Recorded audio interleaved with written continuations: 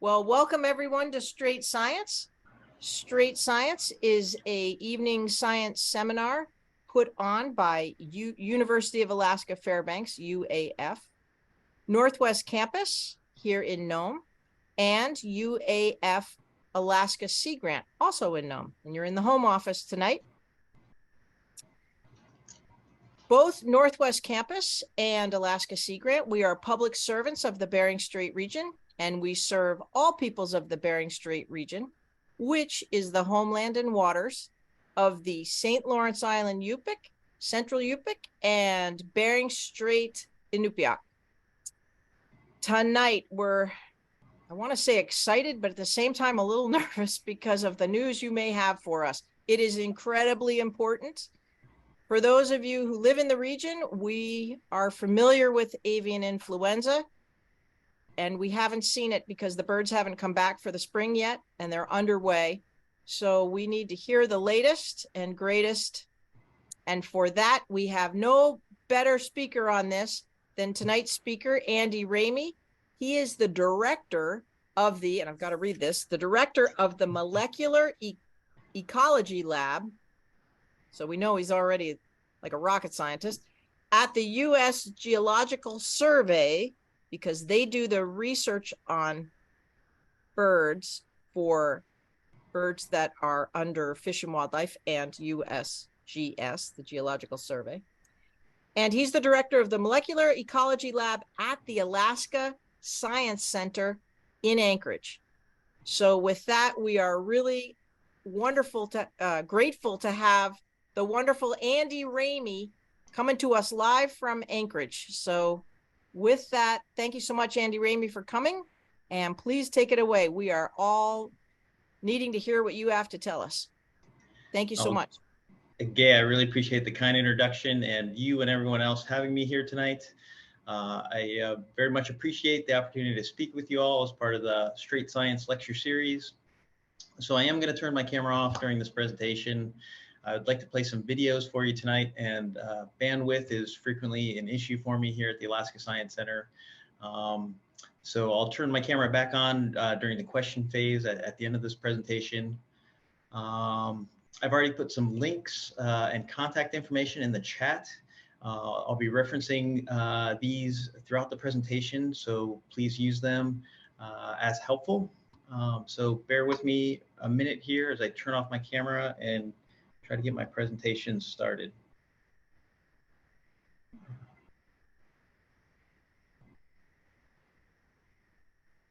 I don't actually see any links there, so maybe Gay can resend those. Thanks, Rob. Gay, if you would please do that, maybe as they come up during the presentation, that would be extremely helpful. Okay.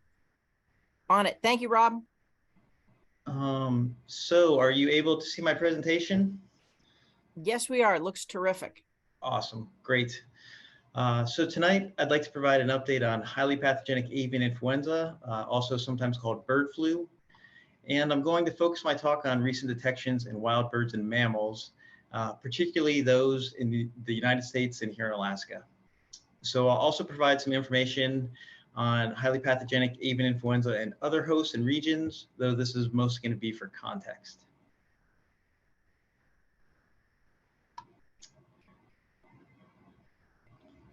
So I'd like to start tonight by providing some very brief historical context for recent outbreaks of highly pathogenic avian influenza affecting wild birds and mammals in North America. And for those of you that regularly attend this lecture series, you might remember this information, at least the information on these first few slides here, from an update on highly pathogenic avian influenza in wild birds that I delivered last year. So there are many types of avian influenza viruses that naturally occur in wild birds. The greatest diversity of these influenza viruses is maintained among waterfowl, shorebirds, and gulls. Birds usually appear perfectly healthy when infected with these types of avian influenza viruses. These viruses are acquired and shed through oral fecal transmission pathways. Researchers have repeatedly found these types of avian influenza viruses in wild birds throughout Alaska, including MERS inhabiting the Bering Strait region. This type of avian influenza is considered normal. Sometimes avian influenza viruses that naturally occur in wild birds spill over into domestic poultry. Oftentimes, poultry infected by these viruses appear to be perfectly healthy. It's only a small proportion of avian influenza viruses that make domestic poultry sick. The viruses that cause severe disease and death among chickens and turkeys are termed highly pathogenic avian influenza viruses. The tendency for viruses to cause serious disease and death among birds, or to become highly pathogenic, typically only occurs after these viruses have been introduced in the poultry. Highly pathogenic avian influenza viruses that evolve in poultry are readily spread amongst chickens and turkeys. These highly pathogenic avian influenza viruses may result in death or destruction of large numbers of domestic birds and are therefore very costly to the poultry industry. The spread of highly pathogenic avian influenza from poultry to wild birds, depicted here with the red arrow, has only become common within the past 20 years or so. So historically, highly pathogenic avian influenza was a disease limited almost exclusively to domestic birds. So prior to 2002, there had been only one outbreak of highly pathogenic avian influenza in wild birds reported globally. Specifically, this was in terns in South Africa in 1961. So this is depicted by the green shaded circle on the far left of the timeline on the left side of this slide. So things have changed. Since 2002, outbreaks of highly pathogenic avian influenza in wild birds have become more common and more geographically widespread. So this is depicted by the green and gray shaded circles towards the right side of the timeline. Nearly all of these outbreaks of highly pathogenic avian influenza in wild birds have been caused by the descendants of a virus that first emerged in domestic geese in Guangdong, China in 1996. So since 2005, outbreaks of highly pathogenic avian influenza have become more common through time in wild birds inhabiting Africa, Asia, Europe, here in North America, and most recently in South America. So the geographic spread of highly pathogenic avian influenza in wild birds during the period of mid-2005 through early 2021 is depicted by the proliferation of red on the maps in the figure to the right, and by the height of the bars in the plots below those maps. Ongoing global outbreaks of highly pathogenic avian influenza continue to challenge previous paradigms, as depicted by this schematic. So it is becoming increasingly clear that recent highly pathogenic avian influenza viruses have evolved such they are now readily maintained and dispersed by wild birds. These most recent highly pathogenic avian influenza viruses are sporadically spilling back from wild birds into domestic poultry. Viruses are also spilling over into domestic, captive, and wild mammals. Outcomes for infected birds and mammals have been varied, though some level of mortality has been observed in virtually all species confirmed to be infected. So I'd now like to focus on these more recent highly pathogenic avian influenza viruses and ongoing outbreak events. So I'll provide a very brief overview of the global situation, but then I'd like to focus on detections in wildlife, and specifically those here in the United States and Alaska. Globally, highly pathogenic avian influenza outbreaks are ongoing in Africa, Asia, Europe, North America, Central America, and South America. In many countries, there have been reports among both wild birds and mammals, though the number of confirmed cases has been disproportionately biased to the former. That is, there have been many, many more reports of highly pathogenic avian influenza among wild birds as compared to mammals. There is currently no definitive evidence demonstrating mammal-to-mammal transmission of contemporary highly pathogenic avian influenza viruses. Globally, there have also been numerous recent detections of highly pathogenic avian influenza among domestic poultry. In many countries, these detections have been associated with large economic losses. That is, many birds have either died of disease or have been destroyed in an attempt to curb further outbreak spread. For example, As of yesterday, 12 April, more than 58 million birds have died or been destroyed here in the United States since recent poultry outbreaks began in 2022. This includes domestic birds affected in 47 states. Here in Alaska, a little more than 1,000 domestic birds have been reported to be affected, the majority of which were kept in the Matanuska-Susitna Valley here in south central Alaska. Only one small flock has been reported to be affected in western Alaska.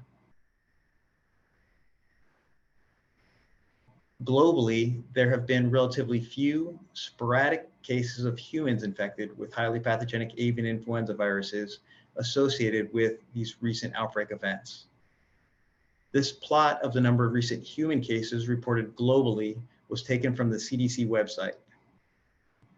These recent human cases have all been associated with exposure to infected domestic poultry. Within the last 2 weeks, there was another human case reported in Chile, which is not depicted on this figure. The World Health Organization has reported that this latest case in Chile may potentially be a function of environmental exposure. However, the preliminary findings of the epidemiologic investigation have not yet been confirmed. Here in the United States, there has been one documented human case of infection with a highly pathogenic avian influenza virus, as reported by the CDC. The affected person had extensive exposure to infected domestic poultry in Colorado and fully recovered after reporting fatigue. As of yesterday, 12 April, the CDC reported the public health risk associated with highly pathogenic avian influenza viruses affecting birds here in North America to be low on their website. So I'd now like to focus on highly pathogenic avian influenza infections among wildlife here in North America, particularly in the United States, including Alaska. Ongoing outbreaks of highly pathogenic avian influenza in wild birds inhabiting North America began sometime prior to the initial detection in Newfoundland, Canada in December 2021. Viruses initially detected in North America in late 2021 appeared to be the result of an introduction from Europe by wild birds through a North Atlantic pathway. Some later detections in Alaska and British Columbia appear to be the result of separate viral incursions by wild birds from East Asia. So stated another way, recent highly pathogenic avian influenza outbreaks in wildlife here in North America are the result of viral introductions via both North Atlantic and North Pacific pathways. So regardless of the origin of specific viruses, recently introduced highly pathogenic avian influenza viruses appear to be well adapted to wild birds and have quickly spread across the landscape following introduction. So this map depicts the distribution of confirmed detections of highly pathogenic avian influenza viruses among wild and domestic birds, as well as wild mammals, in the United States and Canada as of late November 2022. So this map provides us with insights into the geographic spread of highly pathogenic avian influenza viruses across North America over the course of approximately 1 year following initial detection in Newfoundland.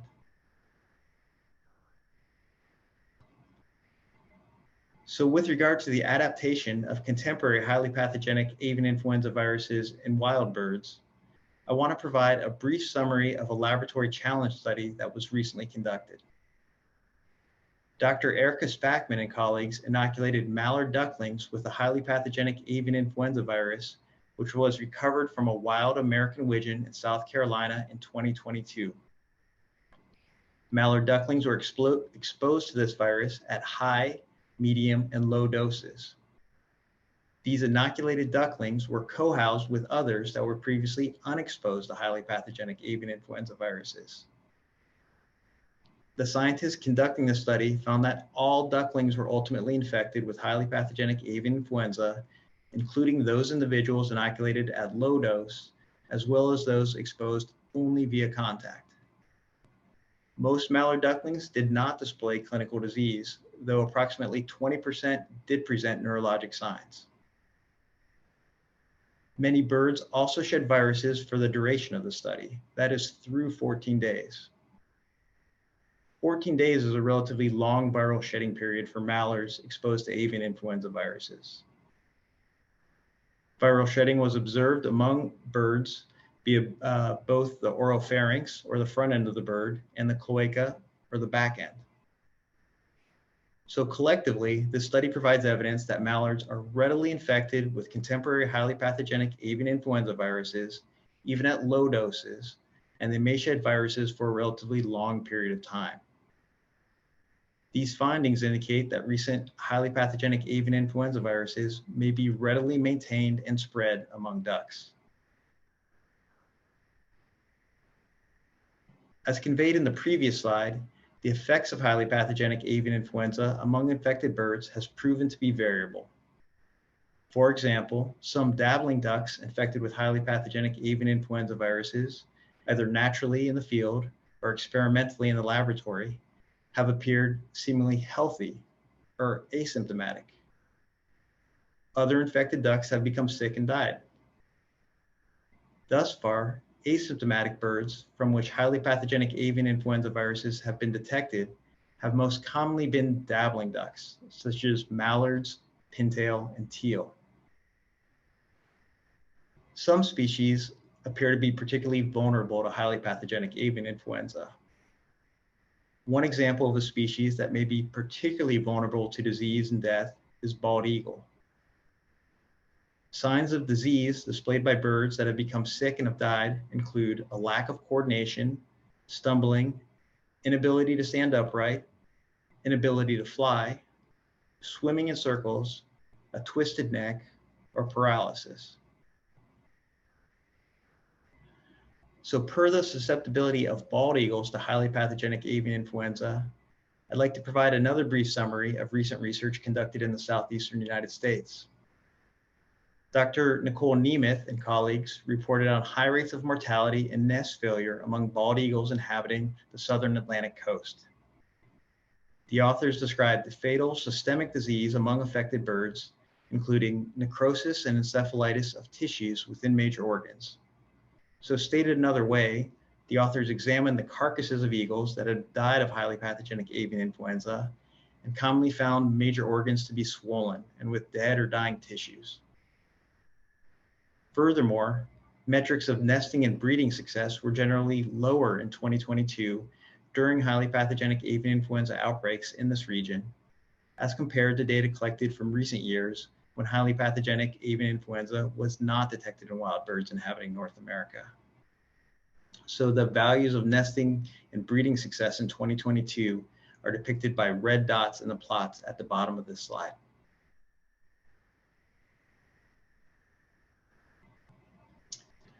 So at this point, I'd like to play several short videos with examples of behaviors that have been associated with highly pathogenic avian influenza infections in wild birds. So these behaviors do not necessarily confirm that a bird is infected with highly pathogenic avian influenza, but they're extremely suspect, and the types of behaviors that I encourage residents of the Bering Strait region to look for and to report. So if you prefer not to see short videos of sick birds for the purpose of better understanding what you might encounter in the field, I encourage you to please briefly turn off your monitor or look away from your screen for a couple of minutes. I'll try to clearly articulate when these 4 short videos are over. So bear with me a second here while I try to get a video to play.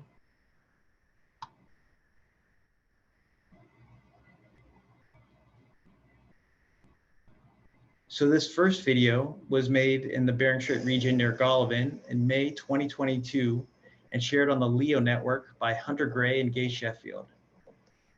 The circling behavior displayed by this brant goose has repeatedly been associated with highly pathogenic avian influenza affected birds.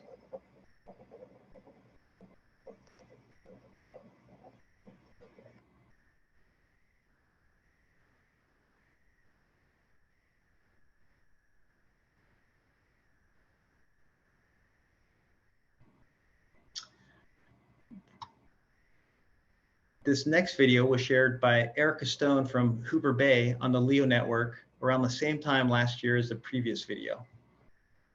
The circling and erratic behavior displayed by this cackling goose on land in this instance has repeatedly been associated with highly pathogenic avian influenza affected birds.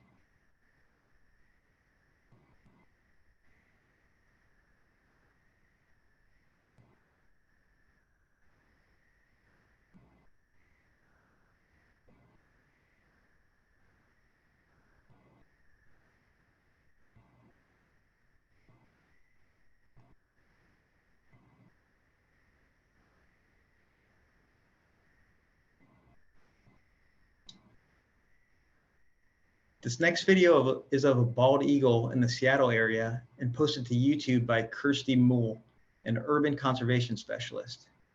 This eagle had poor coordination and was unable to fly. So again, these are commonly reported signs for highly pathogenic avian influenza affected birds.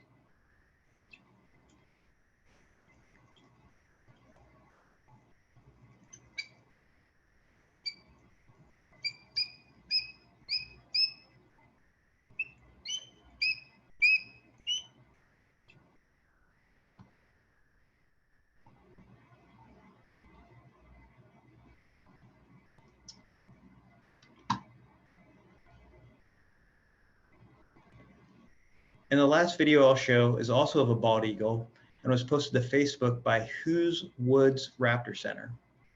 The eagle in this video was encountered in Iowa and ultimately confirmed to be affected by highly pathogenic avian influenza through diagnostic testing. This eagle is displaying a torticollis, or a twisted neck, and is readily approached. So the posture exhibited by this bird, and also that it was readily approached, are independently and collectively suggestive of highly pathogenic avian influenza infection.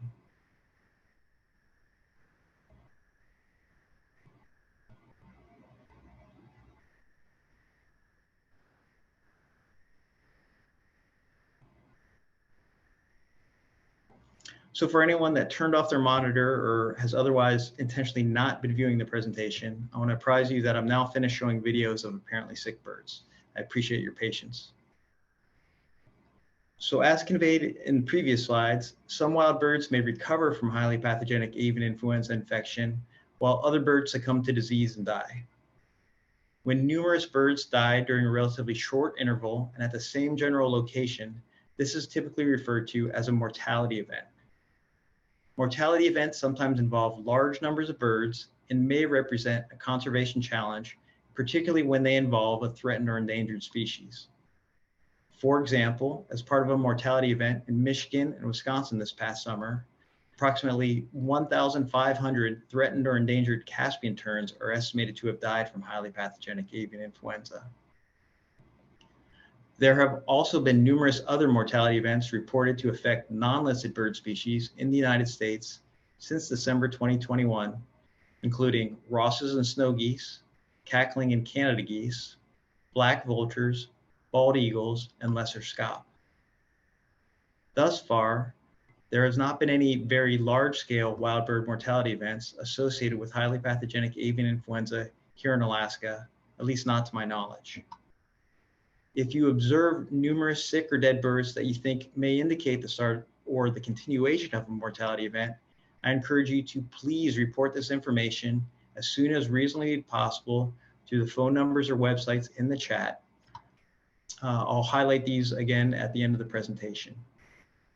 Your report would be even more valuable if you're able to convey the number of sick or dead birds you observe, the species affected, as well as specific location information. Pictures or videos would be extremely helpful too, though please prioritize your personal safety when recording your observations. In the United States, there have now been more than 6,500 confirmed detections of highly pathogenic avian influenza among wild birds through 49 states. These confirmations represent only a subset of the actual number of wild birds affected. As of Thursday, 6 April, there have been approximately 150 species of birds confirmed to be affected by highly pathogenic avian influenza in the United States during 2022 and 2023 as part of ongoing outbreaks. Wild bird species observed to most commonly be affected include various waterfowl and raptors. The top 10 species affected in the United States by number are indicated here. Blue icons are used to denote waterfowl and red icons to indicate raptors. Please note that this list only includes totals for laboratory confirmed samples. Also, as of Thursday, 6 April, there had been 229 confirmed detections of highly pathogenic avian influenza in wild birds in Alaska during 2022 and 2023 as part of ongoing outbreaks. Wild bird species observed to most commonly be infected include various waterfowl, bald eagle, common raven, and gulls. These results are generally concordant with waterfowl and raptors being most commonly affected by highly pathogenic avian influenza at other areas of North America as part of ongoing outbreak events.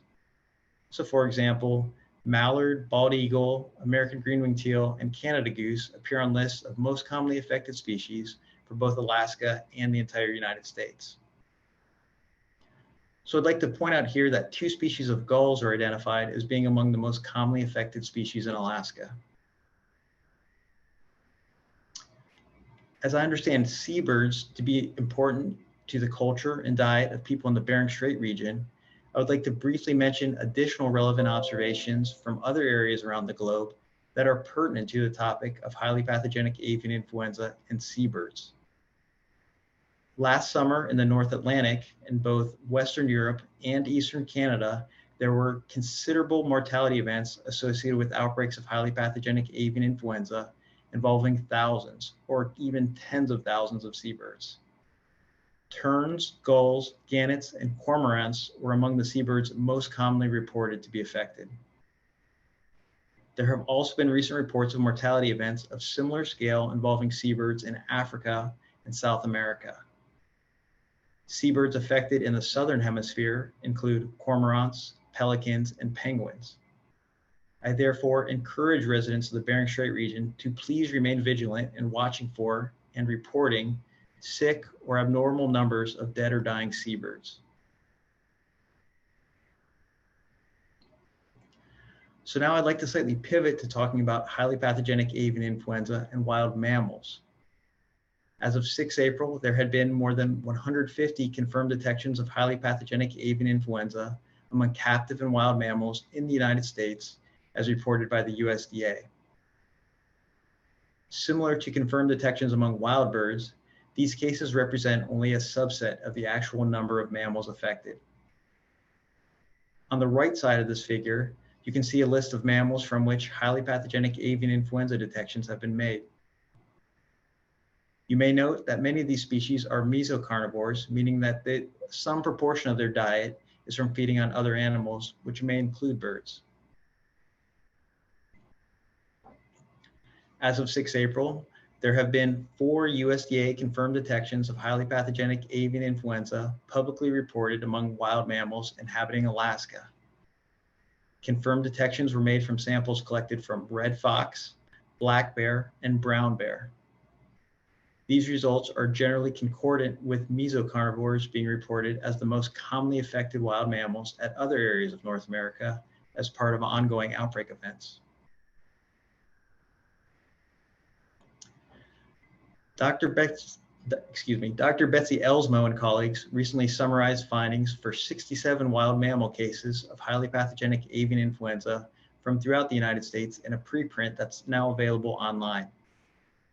These cases represent slightly less than half of those reported for wild mammals in the United States. Findings were reported for red foxes, striped skunks, raccoons, bobcats, Virginia possums, a coyote, a fisher, and a gray fox.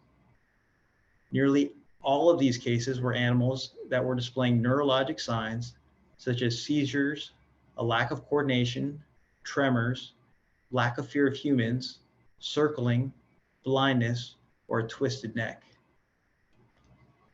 Post-mortem findings provided evidence for systemic viral infections among the affected mammals. So that is, upon necropsy, lesions were found in the brain tissue of virtually all infected animals, as depicted by the images on the left side of the slide. Nearly all of these animals also had pneumonia. approximately half of these animals had heart lesions, and liver damage was identified in approximately 1/3 of these animals. Using genomic sequencing information for viruses recovered from these diseased mammals, the authors inferred that 67 mammal cases likely represented independent introductions from wild birds. So that is, there was no evidence for mammal-to-mammal transmission, though 3 viruses had specific mutations associated with increased transmissibility in mammals. So circling back briefly to the summary of mammals confirmed to be affected by highly pathogenic avian influenza in the United States, you may have noticed that several marine mammal species were listed. This is contrary to reports here in Alaska, where no marine mammals have yet been confirmed to be affected by highly pathogenic avian influenza. So given the importance of marine mammals to the culture and diet of people in the Bering Strait region, I would like to briefly mention some relevant observations from elsewhere that are pertinent to the topic of highly pathogenic avian influenza and marine mammals.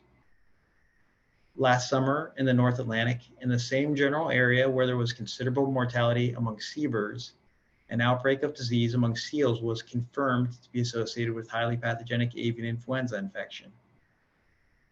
More recently, there has been considerable mortality among marine mammals in Peru and Chile associated with highly pathogenic avian influenza.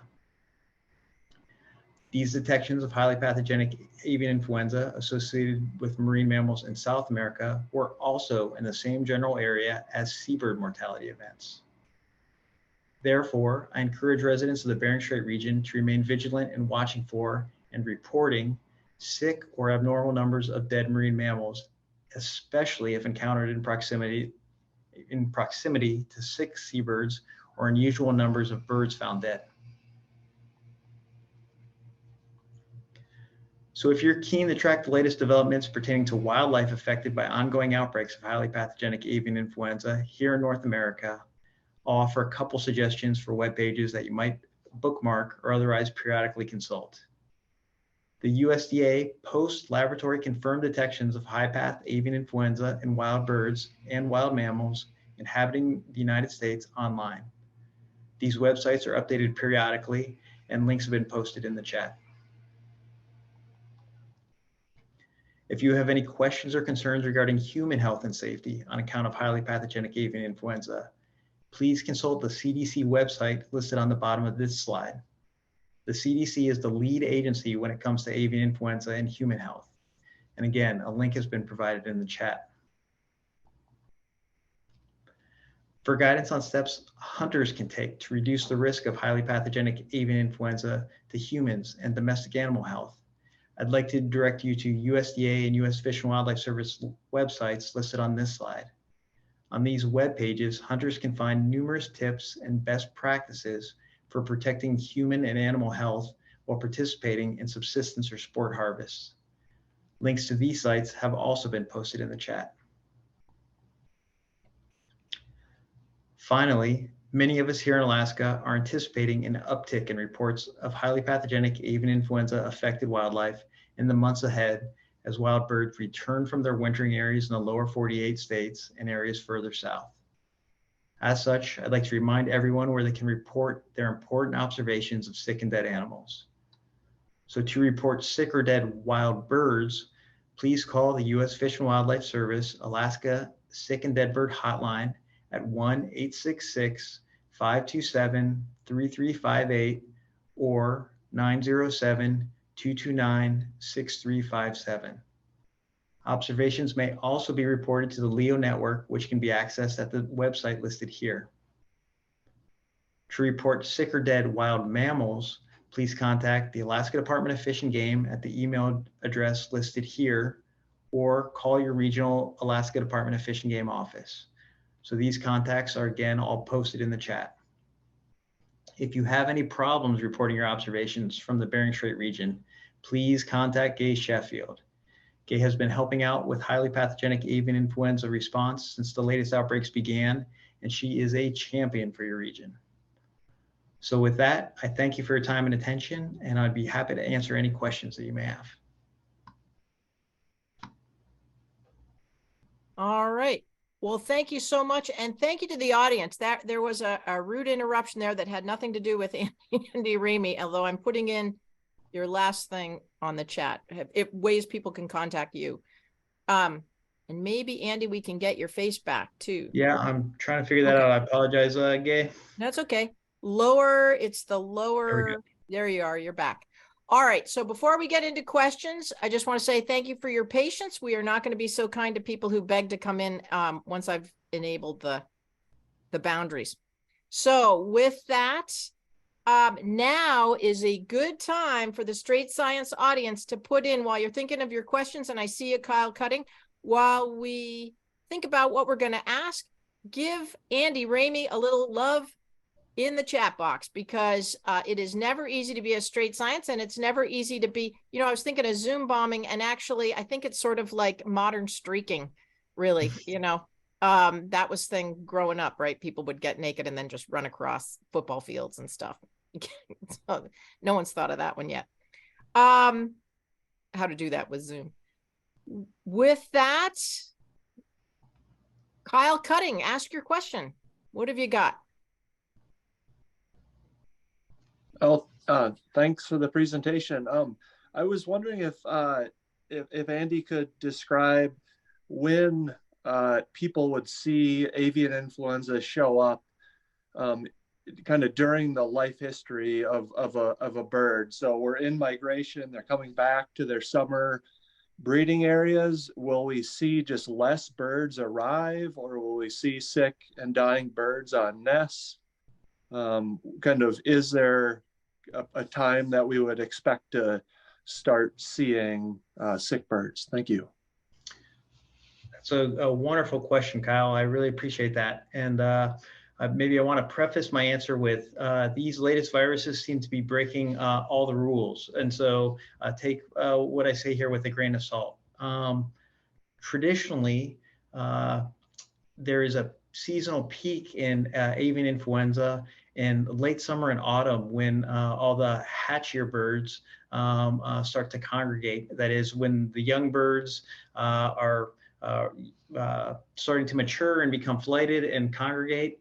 Those young birds tend to have relatively undeveloped immune systems and are very susceptible to influenza viruses. So normally the peak would occur in late summer and autumn. That being said, I think prior to this outbreak start, there was not a lot of population immunity to these highly pathogenic avian influenza viruses. And as we saw on a slide, it seems that these viruses spread across the continent very quickly. Now there is probably some immunity in the population, so I don't really know what's going to happen. I don't think anybody does. I would say it's possible that sick and dead birds could be seen anytime. In fact, as birds start arriving from their wintering areas in the south, I suspect there's going to be some level of high path affected birds being observed here in Alaska throughout the spring and summer period. So I think any observations you make of birds that might look sick or of dead birds might be really important, really valuable. But fall might be a time when we might see an increase. All right. Well, thank you for that. Anyone have any questions? Let's see, let me just double check the chat. Nope. I have a question. And that is, one of the things we do around here is also eat eggs, collect eggs, and especially around, the big June pulse, murre eggs, seagull eggs, all kinds of geese, all kinds of eggs. Is there any risk there with avian influenza with eggs, or is that a handling concern? So to my knowledge, I have not heard about any confirmed detections of highly pathogenic avian influenza from a wild bird egg, but I don't know that there has been much or any testing of wild bird eggs for avian influenza. So generally, eggs are a great place to grow influenza viruses. So I think it would be prudent if folks look at recommendations for general bird handling as far as bird harvest, and read recommendations that have been made by the CDC, the USDA, Fish and Wildlife, as in the links for the chat. Heat deactivates influenza viruses really well, so cooking eggs would be a good way to kill any viruses that were present in an egg. But I appreciate that to collect eggs requires proximity to birds. And anytime a person is around birds, there's going to be some risk of exposure to a virus that birds might have. So again, I encourage folks to seek guidance and use the same sorts of guidance that is provided for hunting birds. I think it should be pretty similar. All right. Thank you very much. Dean, go ahead. And I see the chat box too. I'll get to that in a sec. Go ahead, Dean. Yeah, Andy, nice talk. Really enjoyed it. Appreciate it. I'm the guy from left field, okay? I'm an algae person. And many of your symptoms are similar to PSP poisoning. And I agree with you. Any types of these symptoms, drooping head, staggering birds like they're drunk on the beach, all of those types of things should be reported, whether to you guys or to another agency for PSP follow-up. My questions are, I'm going to give you 4 questions, and they're kind of left field questions. So the first one is, can you test for avian influenza in a nest? Can somebody go up to a nest and kind of swab it and get that swab to you guys for testing? That's number 1. Okay. I know that can you or humans contract avian influenza from eggs? Kind of following up from Gay. Most of the people in the region, as I understand from Gay, can eat the eggs raw. You can.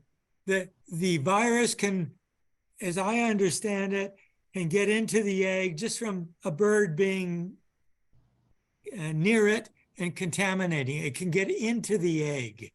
It doesn't have to be laid with the virus, but it can enter the egg shell. And that's from a lot of Russian works. So the eggs themselves are the nest and the eggs themselves are potentially dangerous, as I understand it. And are there kits, any types of kits for testing avian influenza? I mean, can I swab an egg? Can I swab a nest?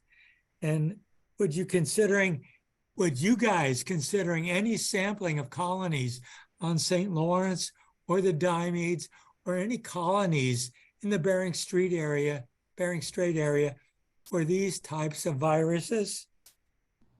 And the final question, I know I've given you a lot, I'm sorry, but which Alaskan seabirds seem most susceptible to this virus to you? I know ravens come in and they feed on nests. I know all of those things, and I've seen them in ducks. I've seen reports in ducks and geese, but what about seabirds? So you don't have to answer all of those, but just think about them. Appreciate it. Great, Thanks, Dean. Dean. I'm making notes here, and I will try to answer all of them. First, with regard to testing nests. So the best practical way to test for influenza viruses would be to take a combined swab from both ends of a bird, from the oropharynx, the front end of the bird, and from the cloaca, the back end of the bird. Obviously, if you have a nest, you don't have the ideal. It's possible to detect influenza viruses sometimes from feces. So if there was feces in the nest and it was fresh, there could be potential to detect the virus from the feces.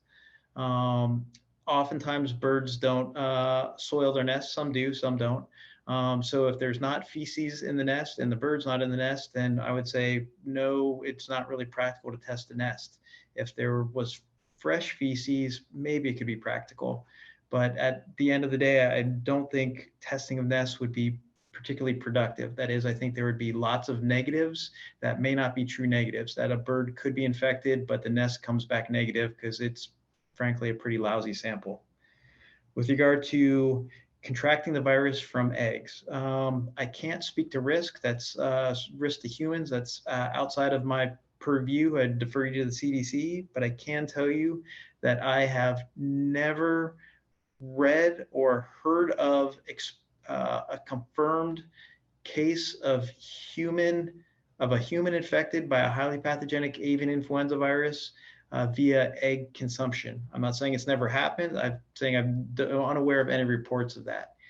I would also state that heat is very effective at killing avian influenza viruses. So cooking eggs, the recommendations I've seen are to 165 Fahrenheit should deactivate any influenza virus. What risk is, again, I can't really state that. Field kits to test for avian influenza. There is no field kit that I'm aware of to test for avian influenza in the field.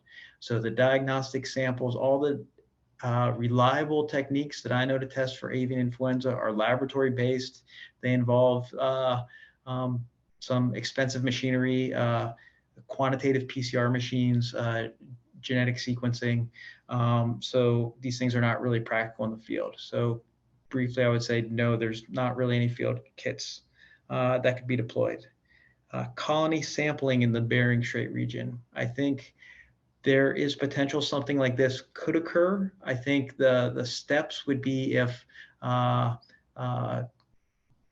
this was to occur on tribal lands, if tribes were to request agency support to sample colonies for specific reasons, I think there is potential that agencies could become involved. But I think that would probably be accomplished through an invitation to sample from tribes, if I'm understanding the question correctly.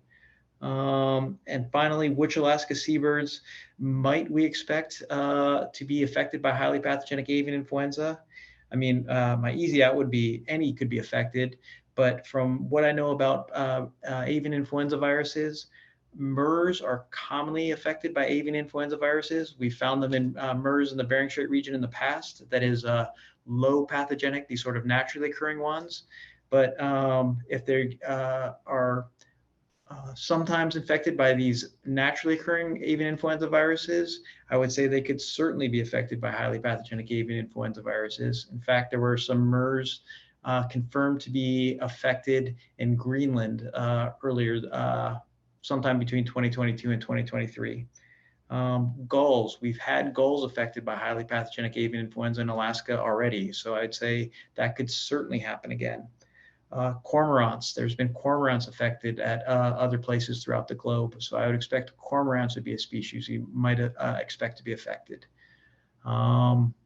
Those are the ones that come to mind, but I would, if the sort of signs that you saw short videos of during this presentation were to be present in any seabird species, I would say it would be highly suspect and would certainly be worth following up on. I hope I got them all, Dean. Andy, outstanding answers. I really appreciate your effort. I know it's difficult.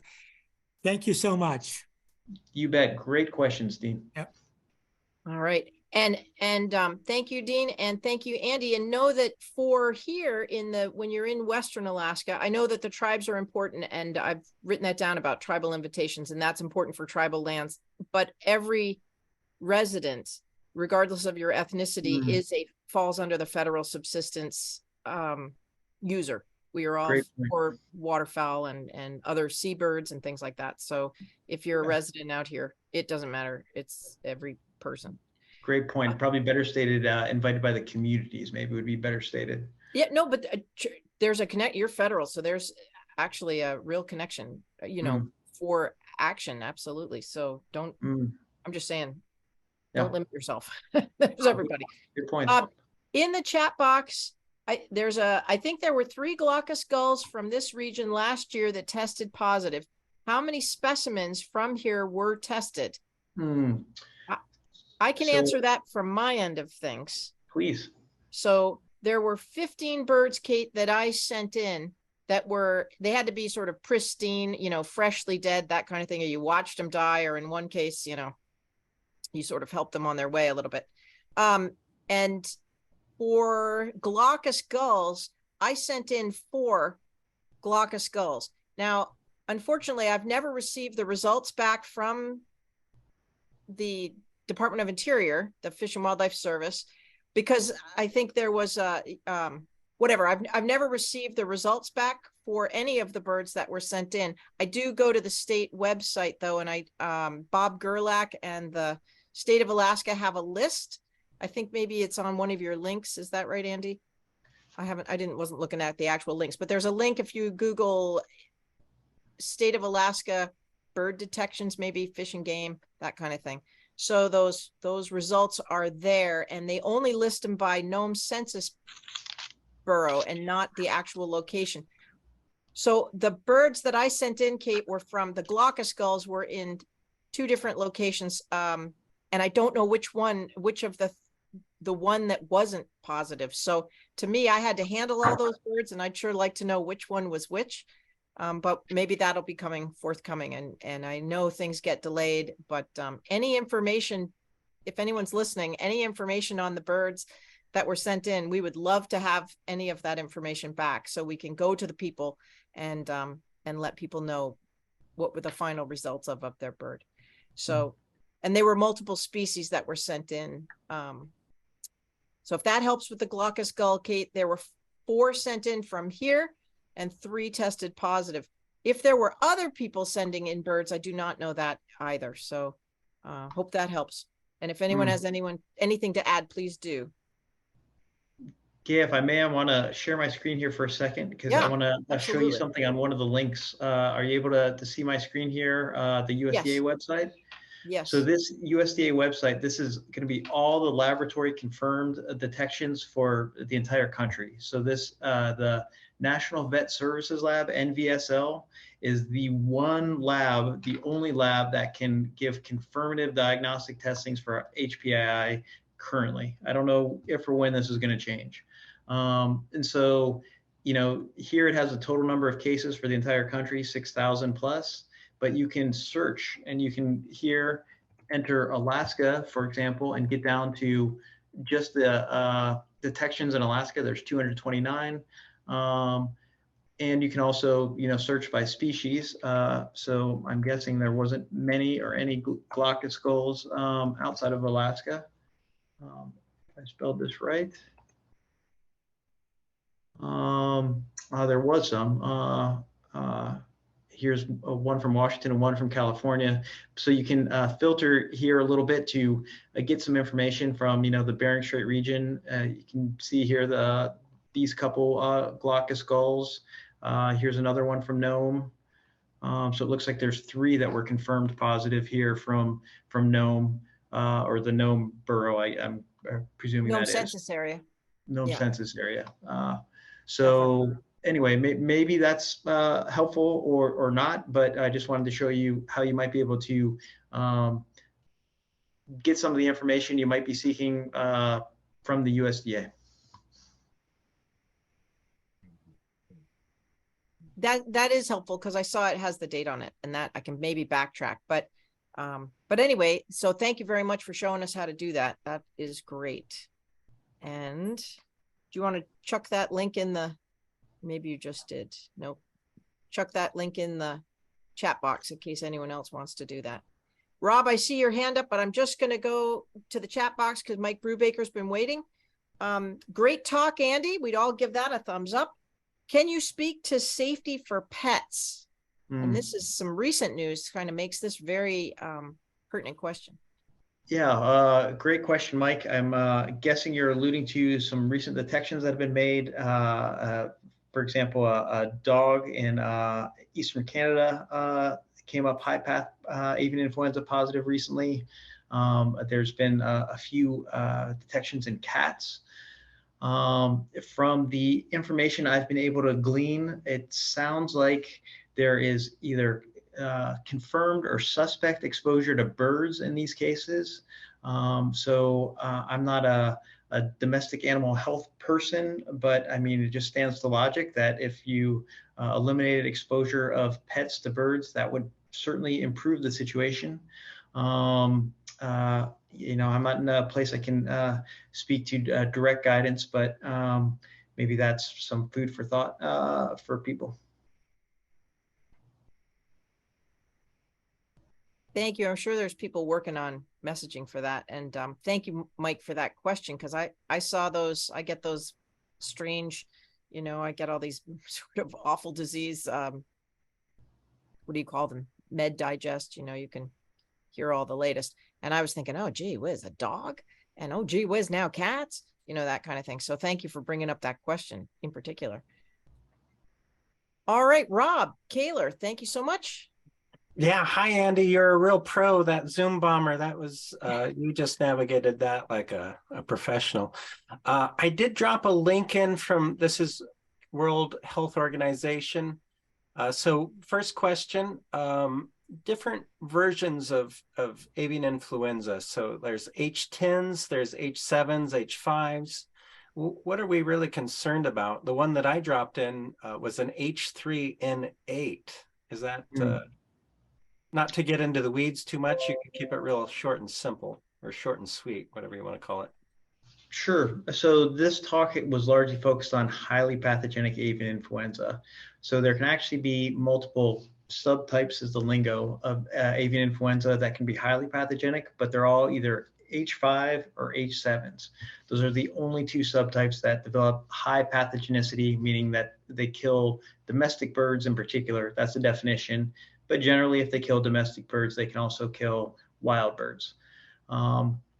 Those H5 and H7 designations doesn't have any bearing on whether they're able to infect people or if they're able to infect birds either. I mean, they might not cause disease among wild birds, but these other subtypes naturally occur in wild birds. For example, wild birds have H1s, H2s, all the way to H16s. They maintain this big diversity of viruses.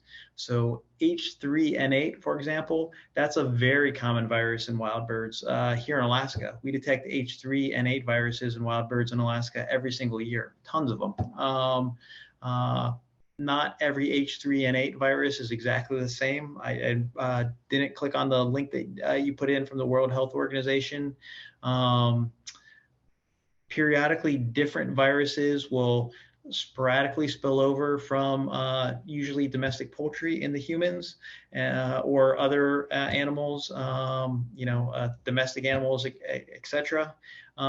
Generally, they're not large outbreak events, though. What's really unique about these most recent outbreak events, which are all H5N1s, I tried to refrain from using that jargon, but these latest outbreaks have been pretty exceptional, is that they're all being caused by an H5N1 virus that happens to be highly pathogenic in poultry. It happens to be causing disease in lots of other animals too, and it has raced across the globe. So that's what's particularly outstanding, not necessarily in the greatest of ways, about this latest suite of viruses, and it's very atypical. Yeah, thanks. And yeah, I don't, by dropping that link in from the World Health Organization, I don't mean to confuse anybody. It's something that came up on my radar. And I guess my follow-up, or not even, or a separate question, I know we're on the end of the hour here, but in particular, the behaviors of these birds, and I think Dean talked about that, like this is some of the behaviors of these animals when they are not doing well are very similar to harmful algal bloom exposure, saxitoxin, that kind of thing. Is that, and then you did have a slide talking about looking at the liver, looking at the brain. When I have a cold, which I'm actually somewhat just recovering from, I don't start spinning in circles, and I don't mean to make light or a joke of that, but why are these animals, why would birds start doing this? And probably outside of your expertise, but I'm curious if you know anything about, and why this, something that we need to remain vigilant across the Bering Strait region in terms of reporting observations of animals acting unusual. But how, like when I have a cold, and maybe influenza isn't the same, and I'll stop talking. I'll try to keep it brief and not get too far in the weeds, but a unique feature of these highly pathogenic avian influenza viruses are their ability to replicate in lots of different tissues. And maybe you picked up from the presentation that animals that have been sick and dying, be it birds, be it mammals, have largely suffered from systemic infections. So when you get a cold, typically it's not necessarily a systematic infection. The virus might be replicating preferentially in a few tissues. So these viruses are a bit extraordinary in that they're able to take advantage of all different types of cells, replicate among various organs, and cause real damage among organs. And that's what's ultimately causing lots of these signs and death. So I think maybe in brief, that is the explanation you might be looking for. Does that answer your question? Awesome, Andy. Thank you. Great job. All right. There's a comment or a question in the chat, and that is, I have been assuming that if a bird is healthy enough that I shoot it while it's flying, that it's probably safe to handle. Your comments about dabbling ducks recovering and continuing to shed virus for a few days appears to shoot holes in my assumption. Is this correct? So this is a great question, and I can say that undoubtedly there are many waterfowl that have been sampled through hunter harvest that have been, in fact, infected with highly pathogenic avian influenza viruses. So as I conveyed in that challenge study, there were most ducklings, in fact, were asymptomatic. Not all, but most were asymptomatic when they were shedding highly pathogenic avian influenza viruses. We know hunters, including hunters here in Alaska, have harvested animals that seemed apparently healthy and had highly pathogenic avian influenza viruses. So absolutely, I would say just because a bird's flying, it would not be safe to assume that it is without a virus. It's unfortunately a little more complicated. Shucks-a-roo. Okay. Well, hope that answered the question. For me, not to be a thing, but we all in Western Alaska, especially in the Bering Strait region, we're familiar with the 1918, sort of the original pandemic, when we had the COVID, everybody. And so this region was really right on the spot. No one had to figure out, what the word pandemic meant. We were all fairly well. I've heard that, was that bird flu? A different version than what we're seeing now, by all means. But is that the correct history of kind of this disease? So my understanding is virtually all influenza viruses have the genetic origins, ancestral origins, even if you go back many, many, many, many generations, in viruses that are maintained in wild birds. That is, wild birds maintain this huge diversity of influenza viruses, per the question Rob offered. I talked just a little bit about that. But of that huge reservoir of viruses are constantly spilling over into this host or that host. So I don't think the 1918 pandemic went directly from a bird into people readily. I don't think there's evidence for that, but I think ancestrally, certainly some of the gene segments of that virus, and perhaps all the gene segments of that virus, ultimately ancestrally could be traced back to viruses maintained in birds. Now, how much pigs were involved, they're a sort of mixing vessel, and other hosts I can't speak to.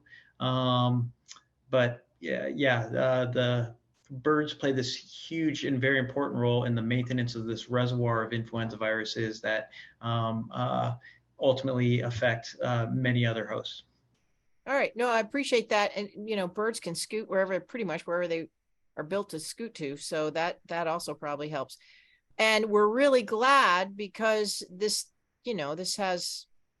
particular round of it seems to be, getting into, it's finding the key into a lot of different types of animals and different types of taxa. So we are so glad USGS and U.S. Fish and Wildlife Service are on the case and kind of have our backs hopefully this summer, and that out here we all work together to try to, when we see something sick or not right, we all try to get an answer, because each one of us is potentially affected. Dean, did you have a question? I just wanted to fortify that food security in the area is most important to all the subsistence hunters. If they notice anything odd about the birds, about the mammals, as Andy said, many of them were acting odd. With PSP, the birds would act drunk on the beach. They would be susceptible to people walking up on them. If you notice those types of observations, just approach them with care and know that there's a potential hazard with your food. And, I think Andy has been on top of that, and I appreciate his aspects as far as avian influenza. The same thing is true with any type of HABs. So thank you. Thank you, Dean. And I would add, this cell phone, your cell phone is the best weapon right now as we go into summer. You can take a video, which we highly recommend. If you see that kind of sort of anomalous behavior where there's head jerking or the bird is not leaving and you're approaching it on a four-wheeler, having trouble in the surf, whatever, walking around the tundra, on whatever. We've got certainly different issues going on in the Bering Strait this summer that could potentially compete with each other for a home in wildlife. And use your cell phone, document, and please give us a call. My number is, if you have a pencil, 434-1149 with the 907 area code, 434-1149. Chuck Manadaluk at Coeric is 443-4265. And then there's all the numbers that were in the chat. And don't be shy this year. Snap away, take pictures, and give a call. So with that, any last questions? All right, so the next Strait Science will be on the 27th, which is a Thursday evening. And that is going to be the U.S. Fish and Wildlife is launching a walrus research cruise out of Nome. I believe it's in June. And so they're going to talk to us at the end of April, and we'll hear more about that cruise. That cruise's objective is to go look at the status of walruses, as well as they're ultimately doing biopsies to do some mark recapture work. So stay tuned for getting the poster about that, and that'll be the 27th. Again, thank you, Andy Ramey. And with that, we'll say good night.